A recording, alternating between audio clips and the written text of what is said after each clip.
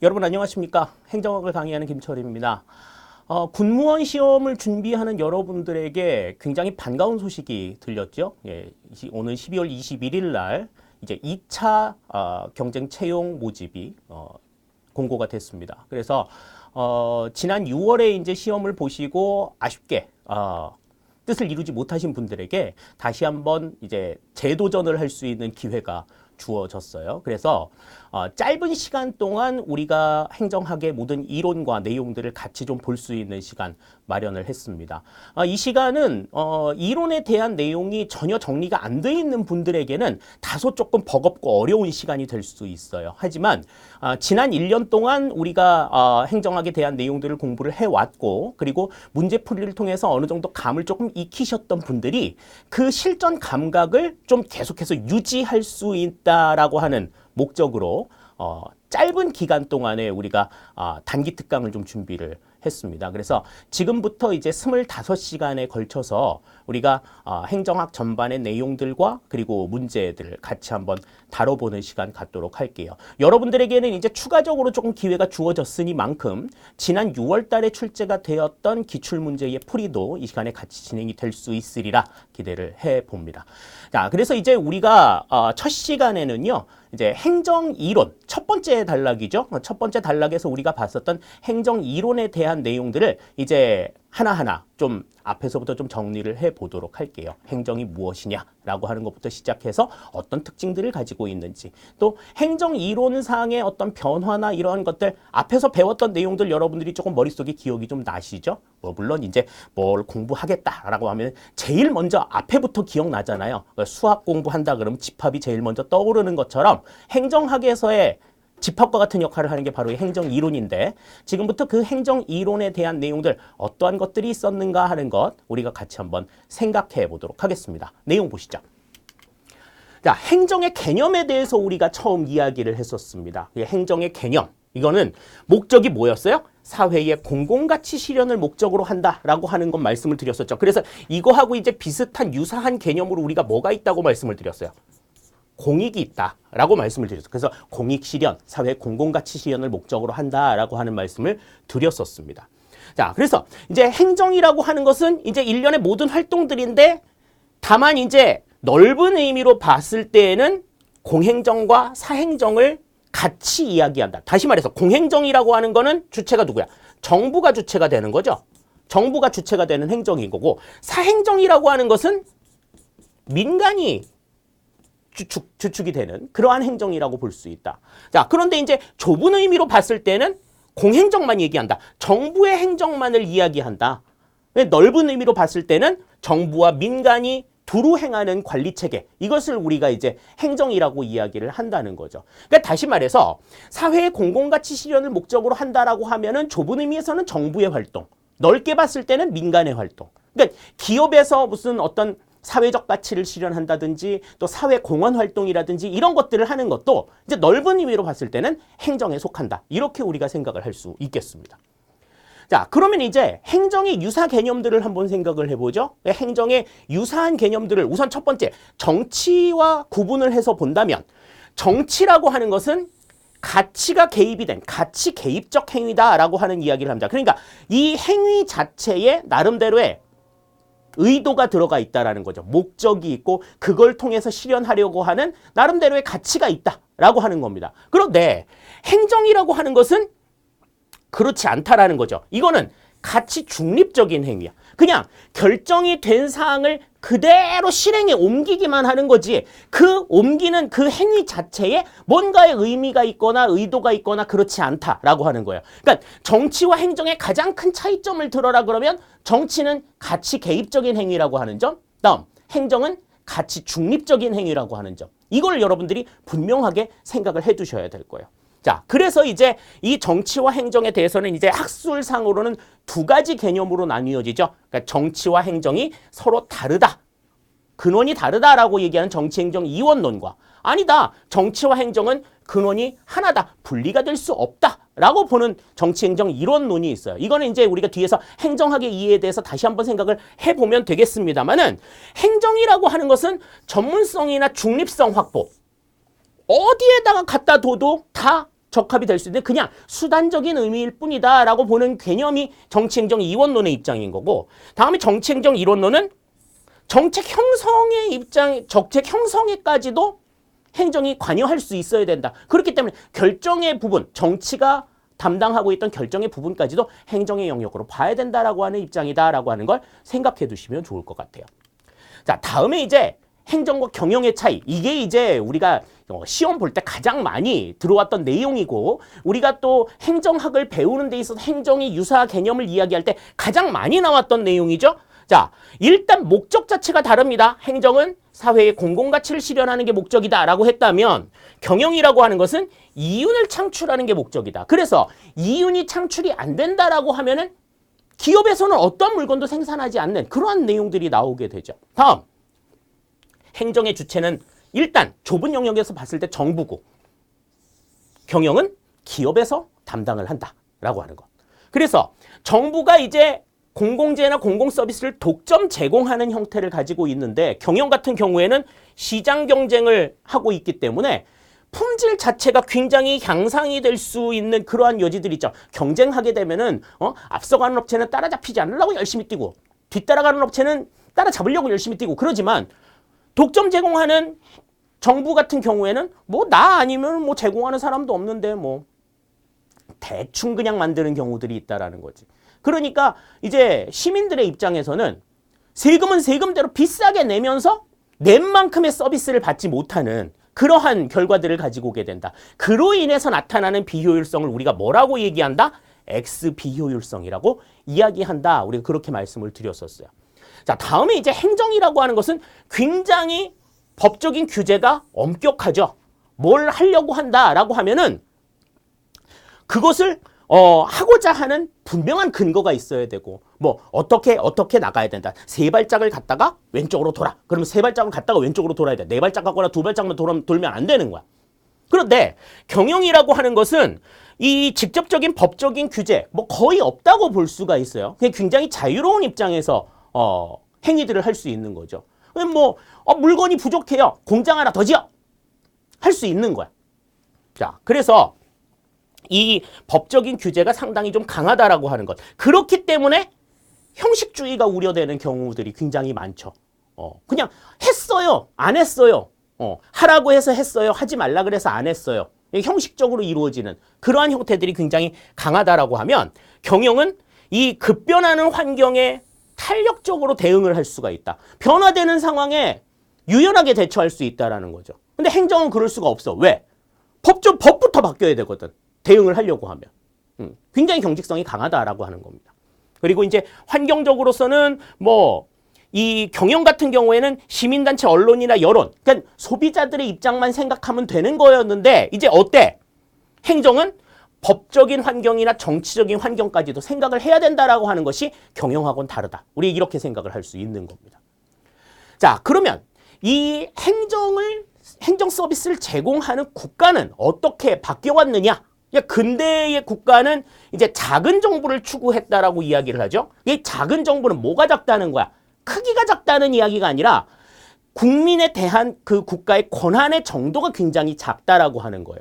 그래서 예전에는 이제 뭐 애덤 스미스의 보이지 않는 손의 원리에 입각해서 자유방임주의를 추구했다라고 얘기해요.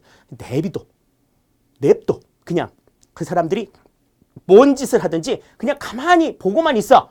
대신에 그들이 자유롭게 정치 활동하는 데 한 결과를 그냥 도둑맞지 않도록 경찰만 잘해. 그래서 뭐라고 얘기해? 우리 야경국가라고 이야기를 했던 거죠. 그러니까 자유로운 시장 활동을 보장하는 것이 국가의 역할이다. 그래서 최소한의 정부가 최선의 정부다. 이런 이야기들을 했었단 말이죠. 자, 그런데 현대에 들어와서는 어때요? 이제 여러 가지 시장 실패 문제가 나타나, 뒤에서도 뭐 잠깐 보겠습니다만은 시장에서 해결하지 못하는 문제들이 생겨나기 시작했다. 그러므로 인해서 이제 누가 등장하기 시작한 거야? 행정의 역할이 등장하기 시작한 거야. 야, 이런 거는 국가가 좀 해결을 해줘야지. 그래서 큰 정부가 등장하게 된 겁니다. 그래서 이때는 뭐라고 얘기해? 최대의 봉사를 최선의 봉사. 일일이 간섭해요. 이게 정말 형평성에 맞아? 이게 전부 다 공평성에 맞아? 이렇게 해야지 모든 국민들이 전부 다 행복해? 이걸 생각하게 된다라는 거죠. 그로 인해서 나타나는 국가가 복지국가 체계. 이 복지국가의 체계가 조금 더 강해져서 국가가 모든 일에 일거수일투족을 전부 다 개입하게 되는 국가의 형태가 발전국가의 체계. 신흥 독립국가들, 그다음에 개발도상 국가들이 그러한 모습들을 보이게 된다라고 하는 것을 생각할 수 있겠습니다. 그러니까 국가의 개념은 어땠어요? 과거에 이제 입법국가 시대 때는 되도록이면 아무 생각 안 하는 거야. 그냥 되도록이면 국가가 국민들에게 간섭하거나 참관하는 일 없어야 된다라고 보는 거였지만 현대에 들어와서는 어때요? 모든 국민들의 일거수일투족에 관심을 가지고 거기에 정부가 개입을 해서 국민들의 최소한의 삶을, 평균적인 삶을 보장해주는 것을 목적으로 한다. 이렇게 차이를 둔다. 이렇게 보시면 될 것 같네요. 자, 다음에 이제 이념에 따라서 나타나는 정부관들이 여러 가지가 좀 존재를 하죠. 그래서 지금도 우리가 이제 이념에 따른 대립들 상당히 좀 많이 있습니다만은 보수와 진보의 차이 정도는 좀 기본적으로 좀 생각을 해두실 필요가 있다 하는 겁니다. 보수는 일단 뭐가 목적이에요? 성장이 목적이야. 그렇기 때문에 자유로운 자유경쟁을 인정을 해야 돼. 그러니까 무한대로 경쟁해야 된다. 이렇게 봐야 되는 거죠. 그래서 능력 있으면 잘 사는 거고 능력 없으면 그냥 사그라드는 거지. 근데 능력 없어가지고 사그러드는 그 사람들은 국민이 아니야? 아니야. 모든 사람들 다 국민이기 때문에 그렇게 사그러들도록 내버려둬서는 안 돼. 이렇게 보는 입장이 진보의 입장인 거죠. 함께 잘 나가자. 이렇게 보는 입장이고. 그래서 진보 같은 경우에는 성장보다는 분배를 강조합니다. 분배. 그래서 이제 여기도 나옵니다만은 배분적 정의를 강조한다라든지 이러한 것들이 굉장히 좀 강조되는 그러한 입장이라고 볼 수가 있죠. 그러니까 내가 많이 벌었다고 하더라도 내가 좀 못 벌었다 하더라도 못 번다고 해서 그냥 픽 죽는 게 아니고 잘 벌었다고 해서 그냥 무조건 잘 나가는 것이 아니라 잘 벌었든 못 벌었든 어느 정도의 차이는 기본적인 차이는 좀 유지를 시켜주자. 이것이 이렇게 해서 모두가 잘 살자라고 하는 것을 강조하는 게 바로 이 진보주의의 특징이라고 볼 수가 있어요. 그래서 정부를 보는 관점이 이거는 서로 상반되어 있는 내용이기는 하지만 어느 것도 정답은 존재하지 않는다. 이렇게 우리가 다시 한번 말씀을 드렸었습니다. 그러니까 성장을 중시하는 보수주의와 분배를 강조하는 진보주의 그 차이의 내용들을 여러분들이 이 내용들을 통해서 다시 한번 정리를 하실 수가 있어야 된다라는 거죠. 그 점들 다시 한번 기억을 해두시길 바라겠습니다. 자, 다음에 이제 정부뿐만이 아니고 다른 곳에서 이제 행정의 서비스를 제공하는 곳들이 있습니다. 그러니까 대표적인 게 이제 시민사회죠. 이 시민사회라고 하는 것은 정부도 그렇고 시장도 그렇고 제 기능을 못하기 때문에 거기에 대한 대안으로 등장한 개념이에요. 그래서 이 정부 주도로 어떻게 해나가자라고 하게 되면은 좀 여러 가지 빈부의 격차라든지 이런 것들을 해소하지 못하는 여러 가지 문제들도 생길 수가 있거든요. 그렇기 때문에 나타나는 사회적인 부작용 같은 것들이 나올 수가 있습니다. 조금 더 그냥 이만큼 투자하면 더 많이 발전할 수 있는 대기업 같은 데들 더 많이 도와주고 정부가 그러면 중소기업들 어려워질 수 있을 거 아니야. 그로 인해서 나타나는 어떤 사회적인 반목 이런 것들 해결할 수 있다는 거죠. 또 정부나 시장이 업무를 하면서 제대로 일을 하는지 시민단체가 끊임없이 감시와 견제를 하기 때문에 정부나 시장이 다른 짓 하지 못하도록 만들어 놓는 거죠.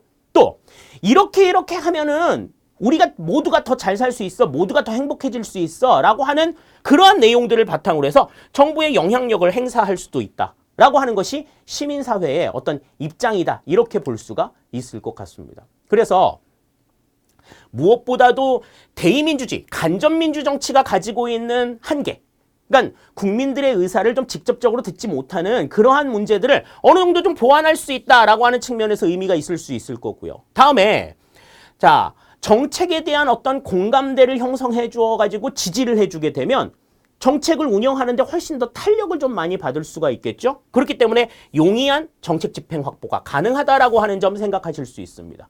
다음, 시민들이 직접 요구하는 거야. 국회의원을 통해서 요구하는 것도 아니고 행정부처를 통해서 요구하는 것도 아니고 그들이 자발적으로 단체를 만들어가지고 요구하는 거기 때문에 개인이나 어떤 지역이 가지고 있는 특별한 상황들 이런 것들을 반영할 수 있다라는 거죠.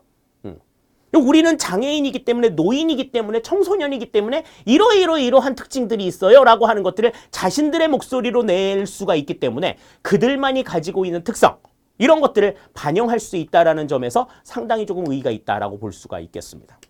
자, 그런데 이제 한계점도 있어요. 자, 시장이나 정부의 대의민주주의 한계를 어느 정도 보완할 수 있다라고는 했지만 그걸 완전히 대체할 수 있는 건 아니다라고 하는 거죠.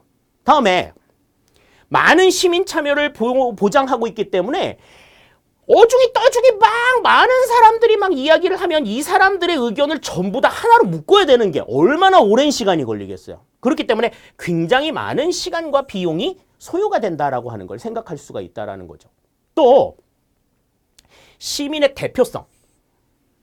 이게 네가 왜 우리를 대표해? 이렇게 생각할 수도 있는 측면들이 있잖아요. 그런데 이제 뭐 조직력을 가지고 있다든지 경제력을 가지고 있다든지 이런 사람들이 대표로 나설 수 있는 가능성들이 굉장히 많기 때문에 그렇게 하다 보면은 특수 계층의 이익 실현에 치우칠 가능성이 있다라고 하는 점. 이게 또 이제 문제라는 거예요. 또 정책에 대한 전문적인 어떤 지식이나 전문성 이런 것들이 좀 상대적으로 부족하기 때문에 관료들에 비해서 부족하기 때문에 뭐 시민들의 요구가 다 받아들여질 수 있는 어떤 성질의 것이냐 그렇게는 생각할 수가 없다라고 하는 거죠. 또 시민들이 자발적인 참여에 기반한다는 얘기는 뭐야? 참여를 하든 안 하든 그거는 전부 다 시민의 자유야.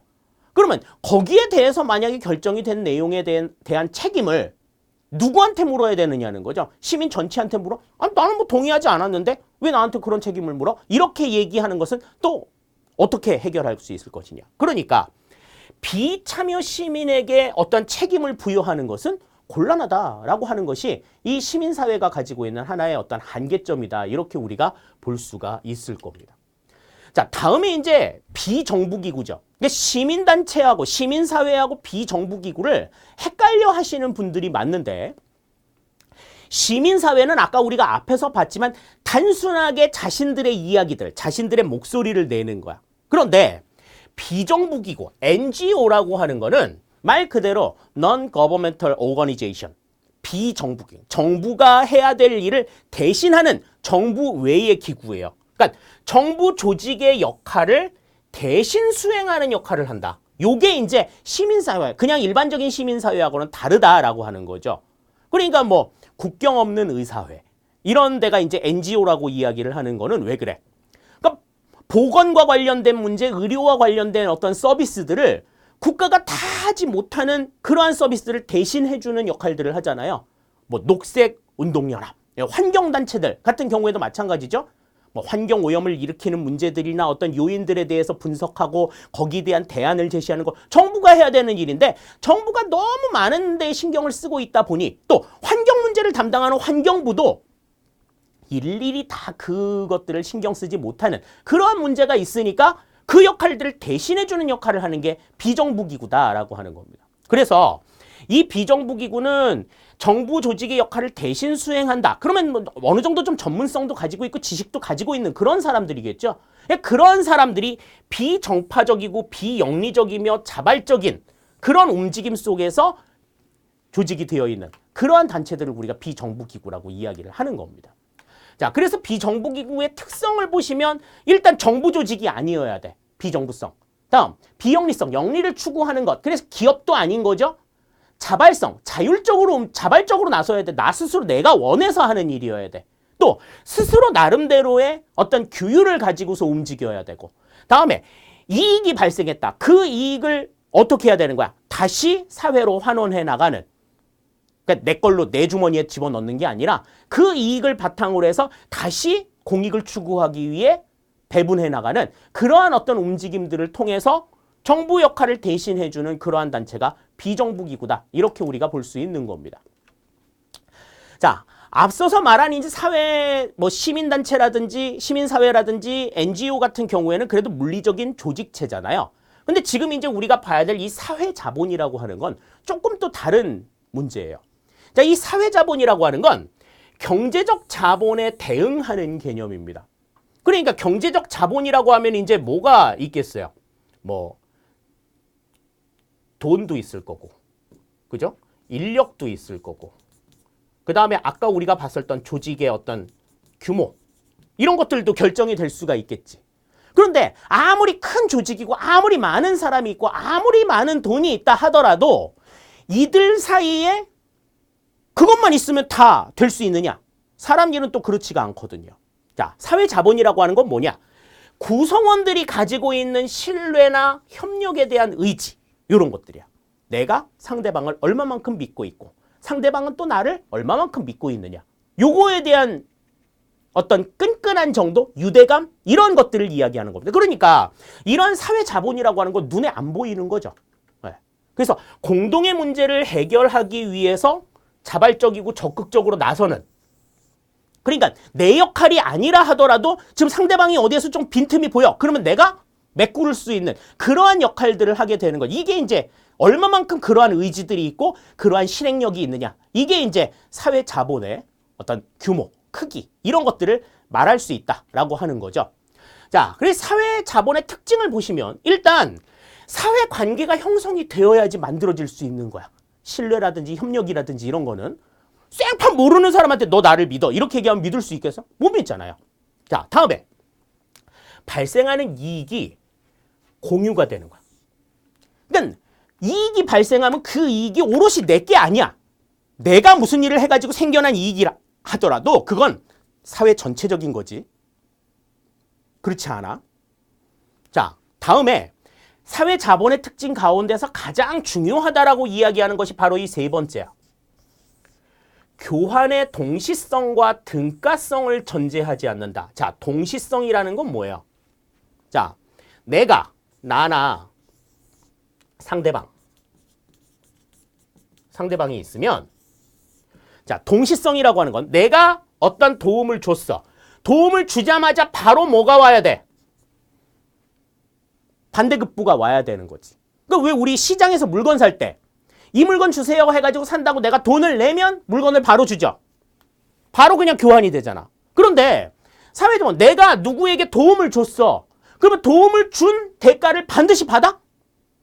아니야. 그냥 고마워. 이 은혜를 어떻게 갚지? 그러면 이제 이렇게 다음에 뭐 필요한 일 있을 때 나 도와줘. 뭐 이렇게 얘기하잖아요. 다음에 갚을 수 있는 기회가 있을 때 하자는 거야. 반드시 그때 동시에 하지 않아도 된다라는 거죠. 자, 그런데 그게 이제 동시성이고, 등가성은 뭐예요? 등가성. 내가 도움을 100만 원어치를 받았어.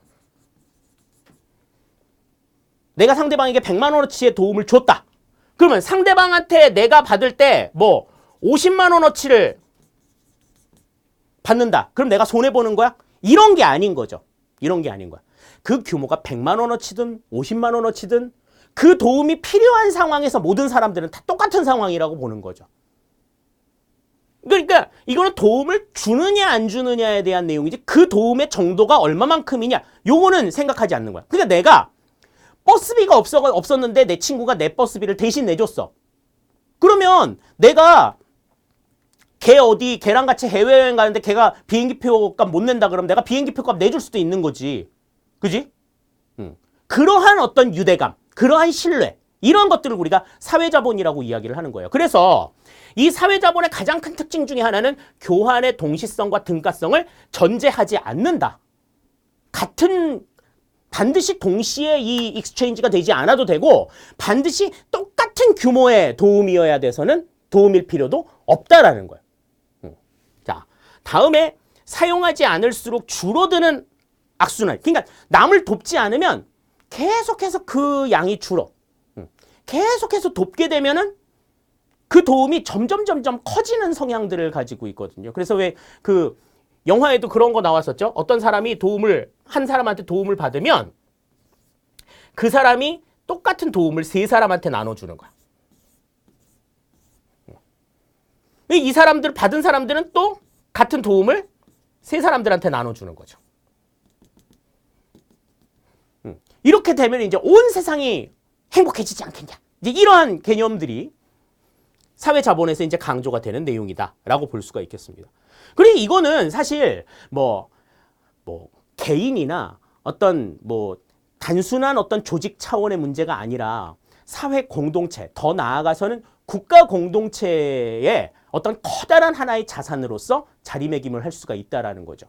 자, 그래서 조직 전반이나 네트워크 내에서 개인의 행동을 촉진시킬 수 있다라고 하는 그러한 측면들이 있고요. 또 사회적 관계 속에서 가외성을 최소화한다라는 얘기는 다시 말해서 무슨 얘기냐면 일일이 체크할 필요가 없는 거야. 아, 저 사람은 이렇게 행동했으면 어떻게 행동할 거야 라고 하는 것이 이미 머릿속에 있는 거죠. 그 정도의 신뢰가 있는 거야. 그래서 그런 것들을 일일이 확인하기 위해서 따로 비용을 들일 필요가 없다라는 겁니다. 다음에 다양성, 무궁무진하게 다양한 조직들이 있기 때문에 그러한 다양한 개개인들 간의 관계를 통해서 조직 혁신을 도모할 수 있어요. 우리는 지금 인정하지 않는 어떤 계층의 사람들도 그 사람들이 가지고 있는 생각들 중에 우리보다 더 나은 생각이 있을 수도 있다라는 거지. 또 협력적 행태, 그러니까 협력적 행태를 촉진할 수 있다. 그러니까 독불장구처럼 나 혼자서 뭐를 하는 게 아니고 항상 여러 사람들과 어울려 가지고 일을 함으로써 효율성을 제고할 수도 있고, 또 그들 간에 모두가 공동으로 전부 다 무슨 일들을 하기 때문에 그들 간의 관계에 있어서는 지켜야 할 선, 이런 것들도 분명하게 정해질 수가 있다는 겁니다. 그러니까 언행 기준 이런 것들도 나올 수가 있는 거죠. 막말하거나 뭐 이런 것들은, 이런 사람들은 사회적 자본이 아예 없는 그러한 사람들이라고 보실 수가 있는 거예요. 자, 그런데 이제 역기능을 한번 살펴보시면 이 사회 자본이라고 하는 건 눈에 보이지 않는단 말이지. 정신적이고 무형적인 속성을 가지고 있기 때문에 어떻게 생겨나가는지, 규모가 어느 정도인지 알 수가 없어. 내가 저 사람을 얼마만큼 믿지? 저 사람은 또 나를 얼마만큼 믿나? 규모를 알 수가 없는 거죠. 무슨 일로 나를 믿지? 알 수가 없는 거야. 또 아까도 얘기했지만 동시성과 등가성이 전제가 되지 않는다 그랬기 때문에 거래의 과정도 불분명해. 그러니까 뭐 내가 저 사람을 좋아하게 된 원인 뭐 다른 거 없잖아. 막 그냥 뭐 이렇게 퉁명스럽게 해도 막 멋있어 막 이러는 경우들도 있잖아요. 네. 항상 달궁달궁 잘해줘야지만 호감이 생기는 거 아니야? 거래도 불분명해. 다음에 형태가 없는 존재이기 때문에 측정도 용이하지가 않아. 어떻게 측정해야 될지도 잘 모르겠어. 또 이 사람들은 공동의 행동을 강조하다 보면 이제 개인의 어떤 특징, 개인이 요구하는 것, 이런 것들은 좀 무시하기가 쉬워요. 그래서 사적 행동이나 선택 이런 것들이 상대적으로 좀 약화될 수 있는 그러한 측면들이 있죠.